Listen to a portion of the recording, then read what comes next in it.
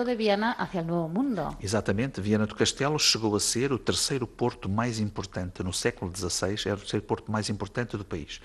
Era por Viana do Castelo, por exemplo, que saíam alguns vinhos aqui da Galiza. Os vinhos da zona da Ribadávia desciam pelo rio Lima e saíam pelo porto de Viana, mas foi, como eu dizia, o mar é este espaço também de encontro de culturas. Foi o mar que nos levou para o Brasil e que trouxe também os vienenses do Brasil carregados de ouro e carregados de açúcar, e por isso grande parte dos palácios que nós temos e das casas bonitas que a cidade, o centro histórico tem, deve-se precisamente a esse período importante da nossa história, no final do século XVIII e século XIX, em que tivemos uma grande riqueza, em que tivemos mais de 80 armadores em Viana do Castelo, e é um pormenor curioso, não sei se sabias, mas antes de haver a atual feitoria dos ingleses no Douro, na cidade do Porto, para a exportação do vinho do Porto, chegou a haver uma feitoria em 1700, houve uma feitoria de ingleses em Viana do Castelo para a exportação dos vinhos verdes para a Inglaterra e para o norte da Europa. Basta dizer que o tratado que existe mais antigo entre duas nações foi entre o Reino de Portugal e o Reino de Inglaterra, em 1200 e poucos. Para a exportação desse vinho verde. Não foi para o vinho, foi no pescado, porque havia muita gente de Viana, daquela região, que iam a pescar nas costas de Inglaterra, e então fez-se o primeiro acordo internacional entre dois países, precisamente porque havia de facto esta relação com o mar. O vinho, os ingleses estiveram lá, houve um período de exportação de vinhos, depois o vinho do Porto começou a ganhar importância e com a delimitação da zona do vinho do Douro pelo Marquês do Pombal, o que é que aconteceu? Os ingleses, que são muito dados ao negócio, perceberam que o vinho do Porto tinha outra potencialidade e começaram a deslocar-se de Viana do Castelo para o Porto, e hoje é onde estão instalados grande parte das empresas também de vinho do Porto. Portanto, há de facto uma história muito curiosa. Eu diria que este é um convite que fazemos, porque quem for a Viana do Castelo vai ver as casas da antiga alfândega, vai ver também a Casa dos Nichos, onde eram de facto esses espaços onde se faziam as transações comerciais que levavam, no fundo, os produtos da nossa região para o norte da Europa, nomeadamente para a Holanda, para a Antuérpia, enfim, todas, e também para o Reino de Inglaterra. Ha sido una localidad, decíamos antes también, y ahora por lo que nos comentaba el alcalde, estratégica en la historia del propio país de Portugal.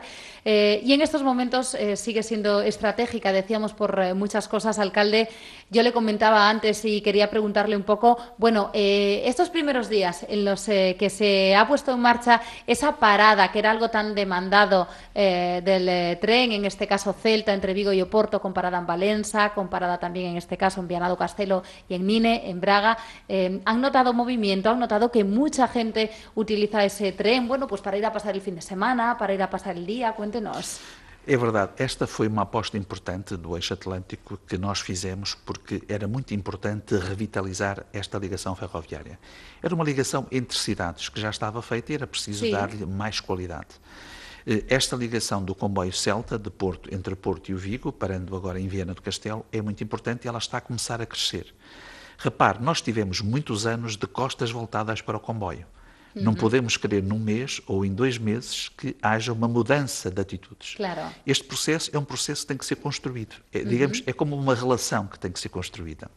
E, portanto, eu diria que aquilo que nós estamos a fazer, e vamos fazer agora, é já durante o mês de agosto, precisamente para as festas da Agonia, que eu aproveitava para mostrar o cartaz das nossas festas, para as festas da Agonia vão haver comboios especiais entre Vigo e Viana e entre o Porto e Viana, com preços mais económicos, com preços especiais, para que as pessoas possam ir ver as festas.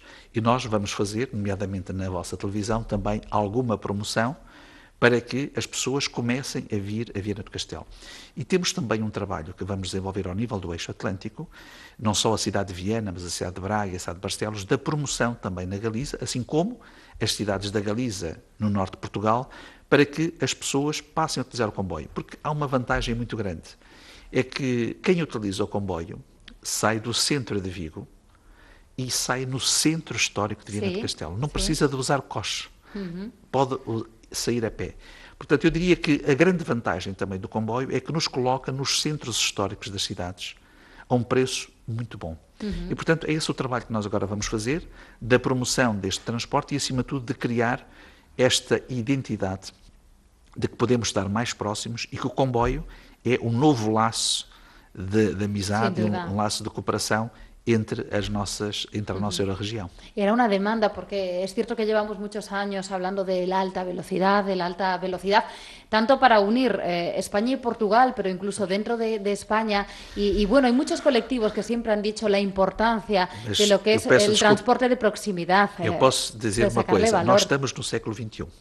E quando as pessoas entendem que há um ano atrás, faz agora precisamente no mês de julho, há um ano atrás, nós tínhamos 2 comboios, 2 maquinistas e 2 cobradores de bilhetes. Ou seja, tu para vires do Porto a Vigo tinhas tirado 2 bilhetes, numa altura em que tu pela internet compras uma viagem à Lua, quase, em que nós passeamos pela Europa sem papéis, só com tarjetas de plástico, em que tudo é facilitado, e nós tínhamos uma coisa do século anterior, do século XX, estando no século XXI.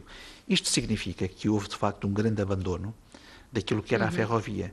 E aquilo que o Eixo Atlântico e os alcaides fizeram, e também as associações empresariais, nomeadamente as da Galiza, que tiveram aqui um grande empenho, também para que este processo fosse ganhador, e a Junta da Galiza, e também a nossa querida Ana Pastor, que foi de facto uma personalidade muito importante, é que nós conseguimos retirar um comboio do século XIX, colocá-lo no século XXI y dizer às pessoas que vale a pena apostar no comboio. Parece mentira que estuviesen las cosas como estaban, alcalde. Luego nos sorprendíamos de si poca gente utilizaba esa conexión ferroviaria o no. E não gastamos, e foi um projeto económico. Não gastamos muitos quartos, não gastamos milhões, foi só vontade política. Muitas vezes os grandes projetos não são aqueles que custam milhões, são aqueles que dependem da nossa vontade de querer melhorar a qualidade de vida dos nossos cidadãos. Pues ahora, como usted decía, lo que hace falta es que ese proceso, que evidentemente necesita un tiempo, pues vaya implantándose y bueno, pues la gente ya tenga como algo normal subirse a ese tren en el centro de Vigo, llegar, como nos decía el alcalde, al centro de Viana do Castelo y poder pasar unas horas y además... Porque a estas alturas de la vida, aunque hemos avanzado mucho, ya para terminar, alcalde, con eso de las escuts y los peajes hay mucha gente que ha dicho...